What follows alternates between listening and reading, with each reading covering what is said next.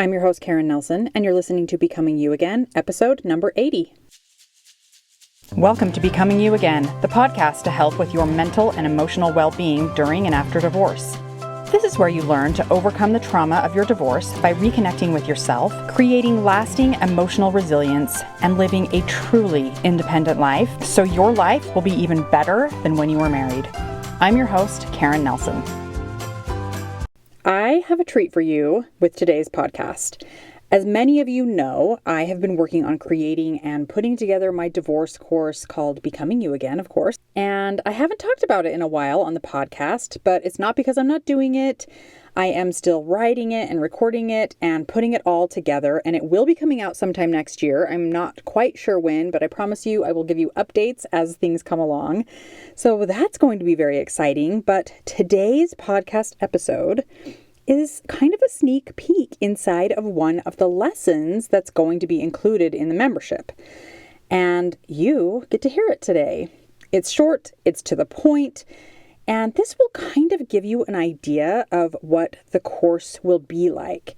There's going to be different modules in the divorce course, and each module is then broken down into several lessons with workbooks or worksheets to go along with it so that you get the most out of what you're learning. There's also going to be bi-monthly group coaching calls. You can come and get coached by me and get the most out of your membership and heal from the betrayal and really take care of yourself when it comes to your mental and emotional needs as you go through your divorce.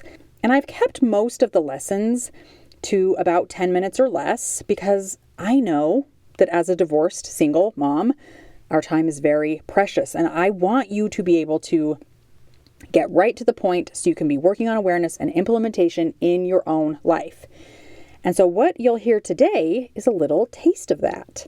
Now, if this gets you excited about what the membership is going to be like, or if you're already chomping at the bit to get access to the Becoming You Again course, then I want you to know that you can join the waitlist if you haven't already, and know before everyone else when the Becoming You Again course is open for access. And you can click the link in the show notes to get on that list. All right. I hope you enjoy this episode on emotional intelligence. Emotional intelligence was a concept coined by researchers in the 1990s, and it basically means the ability to understand and manage your own emotions. Depending on who you are learning from, there are several key factors that determine your level of emotional intelligence.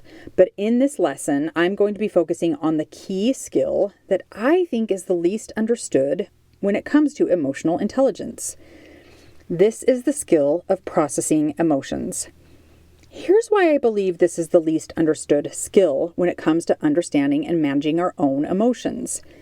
Because we are not taught to process our emotions at all. Processing emotions is when we open ourselves up to them, allow them to be inside of us and part of us, and we breathe through them.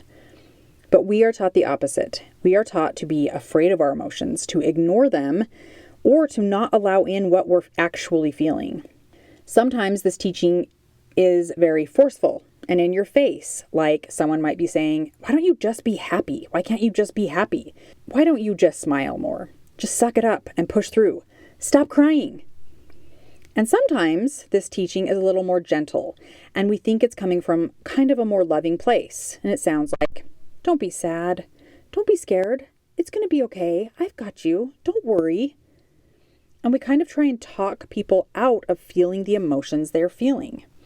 Now listen, I have said all of these things to myself or to my kids or someone I love many times throughout my life because I didn't know anything different, because I hadn't been taught the skill of processing emotions and allowing whatever emotion I was feeling to be present. I didn't understand that it was okay and valid to feel what it was that I was feeling, and that it's okay and valid for other people to feel what they are feeling as well. So learning to process your emotions is a way to validate what you're feeling and to open yourself up to it. As you just learned in the previous video, when we feel negative emotion, we are taught to act out or hide from them. But the reality is, our body is creating every emotion that we feel. our body knows what to do with the emotions, and instead of hiding from them or acting out on them, we can allow our body to do what it already knows how to do. When we have thoughts, and then we have the instantaneous emotional response, what's happening is our brain and our body are instantaneously flooded with chemicals and hormones that have been released into our body. Those chemicals and hormones, things like cortisol, adrenaline, dopamine, oxytocin, lots of other scientific names that I don't know all of the names to. Those were just a few that I've heard here and there, but I know there's many, many more. Those then trigger a physiologic response within our body that we label as emotions. And when we open ourselves up to allowing the physiologic response to be present and to breathe through it, our body knows exactly what to do with those chemicals and hormones and the physiologic response. It's not like we've been bitten by a snake and poison has now entered our body and we have to go get the poisonous negative emotion out before we can function again because our body just doesn't know what to do with that poisonous negative emotion. It's not like that at all. Our body created those chemicals that are showing up as negative emotion. It knows what to do with it. So how then do we allow the negative emotion to be with us? We open ourselves up to it and process it. The first thing you're going to do when you feel a negative emotion is name it. Naming the emotion, even if you're not 100% sure what it is, you can always just take a guess. But naming the emotion has been proven to lower the intensity just by recognizing what it is that you're feeling. So name the emotion. Remember, it's a one-word descriptor. Like sad, frustrated, anxious, worried, depressed. Then take a breath in and let it out, and then focus on your body. Where do you feel it? What do you notice about your body? Describe where you feel the sensations in your body in very physiologic terms. Don't get super poetic here and don't go into long descriptions that take you back into your thoughts. Keep the descriptions physiologic. For example, when I feel sad, I say, I'm feeling sad. Then I take a deep breath in and I let it out slow. Then I begin to focus where I feel sadness. I feel sadness in my chest. My chest feels tight and heavy. My heart beats louder and faster. My breathing becomes more shallow. My eyes close tight and get wet from tears. My cheeks get hot. My throat closes a little and it's a little harder to swallow. My arms and hands feel tight and I feel pressure across my nose and my sinuses. And the whole time I'm focusing my attention on the physiologic changes in my body that I'm noticing, I'm also breathing. And what happens is my body allows the chemicals and hormones to be active and then to dissipate. My body reacts in the way it was made to and handles and releases all of those chemicals and hormones exactly as it knows how to do. What we tend to do when we feel negative emotion is we try to think our way out of it. We try to think positive or pretend that we're not feeling what we're feeling or to stop feeling it altogether. But when we tell ourselves not to think about something or that we don't want to think about something, what happens? We continue to think about it, which continues to create that instantaneous chemical and hormonal response over and over again. Because we're thinking thoughts that are creating sadness and our brain is responding.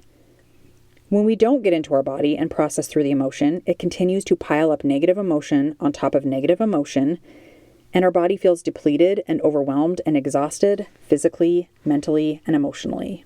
The answer to emotional overwhelm and emotional exhaustion is to process through your emotions. You can do this. You are capable of doing this. Your body knows what to do with negative emotion.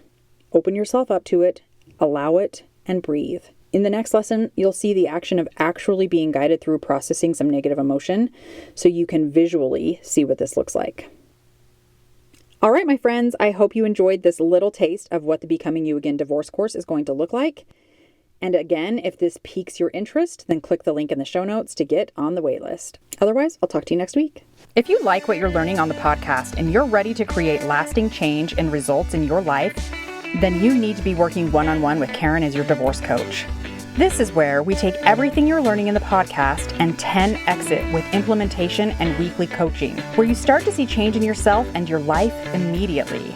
To find out more about how to work exclusively with Karen, go to www.karennelsoncoaching.com.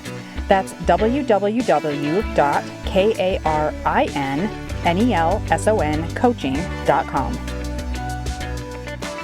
Thanks for listening. If this podcast agreed with you in any way, please take a minute to follow and give it a rating wherever you listen to podcasts.